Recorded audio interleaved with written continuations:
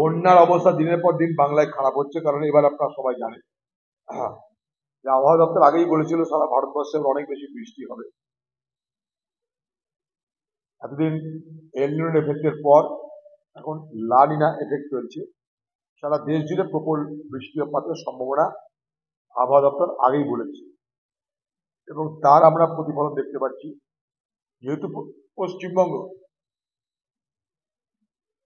নিচে বাস করে, lower রাইপেরিয়ান region, উপরের জল এই বাংলা দিয়ে প্রবাহিত হয়ে সমুদ্রে গিয়ে পড়ে, অর্থাৎ বাংলা ভৌগোলিক ভাবে একটা ড্রেনেজের কাজ করে, ফলে আমাদের এটা ভুগতে হয়।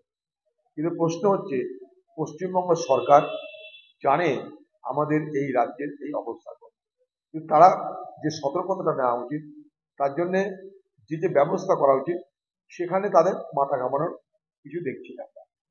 বন্যা আর ভাঙন, একদিকে ভাঙন আরেকদিকে প্লাবন, এই মুর্শিদাবাদ জেলার দুটো অভিশাপ, মালদা জেলার অভিশাপ।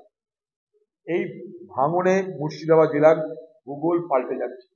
পশ্চিমবঙ্গ সরকার আজ পর্যন্ত ভাঙন নিয়ে, বন্যা নিয়ে কোনো দীর্ঘস্থায়ী পরিকল্পনা করেছে কি বলুন তো?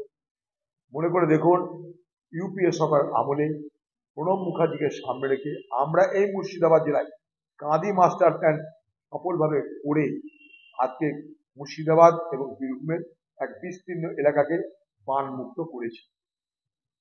সেই সমস্ত বাঁধ কাটাকাটিও চলছে বালি মাফিয়াদের দ্বারা, ফলে সেই বাঁধ কতদিন টিকবে আমার জানা নাই।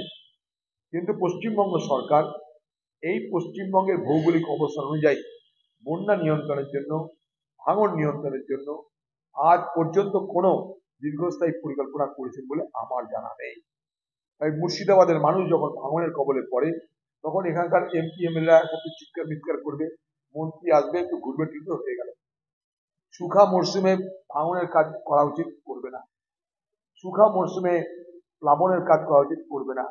এখন বর্ষা, এখন বন্যা আসছে, এখন বোল্ডার পড়বে, বালির বস্তা পড়বে, আর কোটি কোটি টাকা লুট হবে। বাংলায় চোরদের কাছে, যারা চোর ঠিকাদার, পশ্চিমবঙ্গের সেচ দপ্তর যাদের অধীনে পশ্চিমবঙ্গে সেচের কাজকর্ম হয়, সেখানে স্লোগান আছে ঠাকুর রামকৃষ্ণের, মাটি টাকা, টাকা মাটি বেচে চুরি করো, মানুষ মরছে মরুক, আমার পকেট ভরুক।